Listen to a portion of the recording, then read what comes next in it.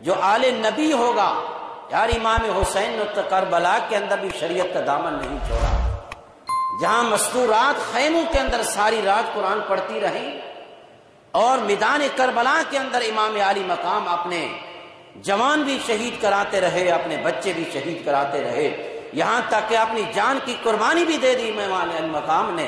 اس سے بڑا ثبوت اور کیا ہو سکتا ہے کہ جس کے جسم کے اندر حسنی حسینی خون ہوگا وہ مصطفیٰ کی شریعت کا باغی نہیں ہو سکتا۔ یہ علماء نے معیار دیا ہے اور اس کے اوپر قائم رہنا چاہیے۔ جو خلاف شرع کام کرتا ہے وہ سید ہو نہیں سکتا، جو سید ہوتا ہے اس کی جانب سے شریعت کی خلاف ورزی ہو نہیں سکتی۔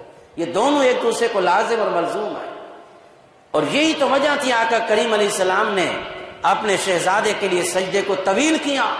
یہ بھی شریعت بن گئی ہے مصطفیٰ کی، جو آقا علیہ السلام ایک سجدے کو اتنا طویل کرتے رہے اور یہی عمل مصطفیٰ کی شریعت بنتا رہا۔